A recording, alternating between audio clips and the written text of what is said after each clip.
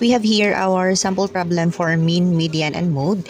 The mean, median, and mode of 9 numbers are equal. The numbers are 12, 22, 10, 15, 14, 11, 19, 17. What is the nth number?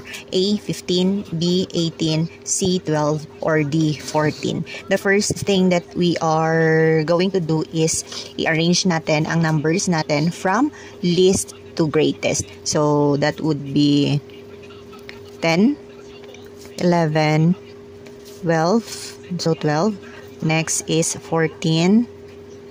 Next one is 15. Then 17, 19, and 22.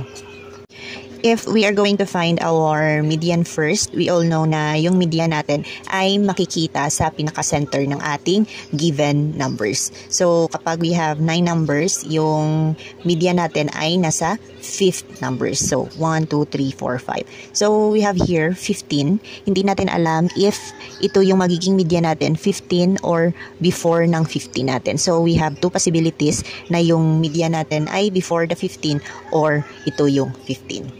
Next one naman, kapag naghahanap tayo ng mode, we all know na ang mode ay inuulit, numbers na inuulit. So, ganun pa rin, dalawa yung possibility natin kasi pwedeng 15. So, kapag yung 5th number natin dito before the 15 is 15, pwede rin. So, 14, if next niya ay 14, pwede rin natin sabihin na 14 or 15. So, dito tayo mag-base. So, 15 and this one before the 15. Next one, hahanapin natin ang mean. Kapag hahanapin natin ang mean, ay i-add natin tong lahat. So, kapag ina-add natin tong lahat, that is, so i-add natin ditong 8, 10 plus 11 plus 12. So, again, 10 plus 11 plus 12 plus 14 plus 15 plus 17 plus 19, then plus 22, and the missing number. So, assume natin x, then i-divide natin sa 9. Kasi, sabi dito 9 numbers. Then, kapag na-add natin lahat, that is 120 plus x over 9 cos. So, bali ito yung hahanapin natin, yung value ng x.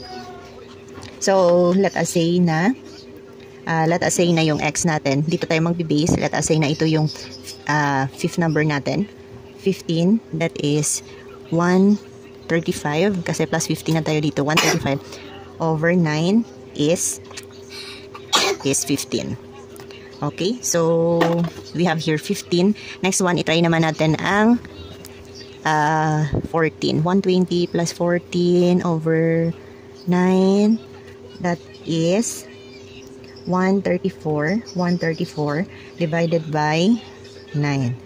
So, we have 14.88. So, our correct answer is 15. So, this one, 15. Or dito, pwede tayo dito maglagay ng another 15. So, yan, letter A.